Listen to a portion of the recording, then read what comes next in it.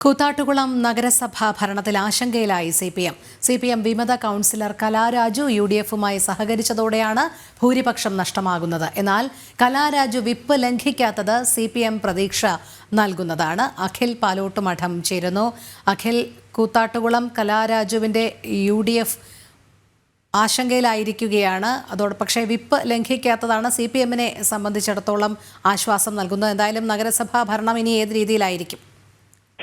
രോഹിണി, കൂത്താട്ടുകുളത്തെ ഭരണം തുലാസിലാണ് എന്ന് തന്നെ നമുക്ക് പറയേണ്ടി വരും. കാരണം 25 കൗൺസിലിൽ 13 പേരാണ് ഇടതുപക്ഷത്തിനൊപ്പമുള്ളത്, 11 പേർ UDFിനൊപ്പമാണ്, ഒരു സ്വതന്ത്രനുമാണ് നിലവിലത്തെ കക്ഷിനിലയായി കൂത്താട്ടുകുളം നഗരസഭയിലുള്ളത്. പക്ഷേ കഴിഞ്ഞ ദിവസം ഉണ്ടായ സംഘർഷത്തിന്റെയൊക്കെ ഭാഗമായി ഇടതുപക്ഷ വിമത കൗൺസിലറായിട്ടുള്ള കലാരാജു ഇപ്പോൾ നിലവിൽ UDFിനൊപ്പമാണ് നിൽക്കുന്നത്. അതുകൊണ്ട് തന്നെ ഭൂരിപക്ഷം നഷ്ടപ്പെടുന്ന ഒരു സാഹചര്യം നിലനിൽക്കുന്നുണ്ട്. എന്നാൽ ഒരു അവിശ്വാസ പ്രമേയം അവതരിപ്പിച്ചു കഴിഞ്ഞാൽ 6 മാസം കഴിഞ്ഞ് മാത്രമേ അടുത്ത അവിശ്വാസ പ്രമേയം അവതരിപ്പിക്കാൻ കഴിയുള്ളൂ എന്നതാണ് LDFിന് പ്രതീക്ഷ നൽകുന്ന ഒരു കാര്യം. കഴിഞ്ഞ ദിവസം, അതായത് കഴിഞ്ഞ 18-ാം തീയതിയാണ് ആദ്യം നഗരസഭയിൽ വലിയ സംഘർഷം ഉണ്ടാകുന്നത്. അതിനുശേഷം ഇന്നലെ ചേർന്ന കൗൺസിൽ യോഗവും സംഘർഷഭരിതമായി തന്നെയാണ് പിരിഞ്ഞത്. വലതുപക്ഷ ഇടതുപക്ഷ അംഗങ്ങളൊക്കെ തന്നെ വലിയ രീതിയിലുള്ള ബഹളം വെക്കുന്ന ഒരു സാഹചര്യം ഉണ്ടായിരുന്നു. അതിനുശേഷം ഈ CPM വിമത കൗൺസിലർ തന്നെ UDFിനൊപ്പം, അതായത്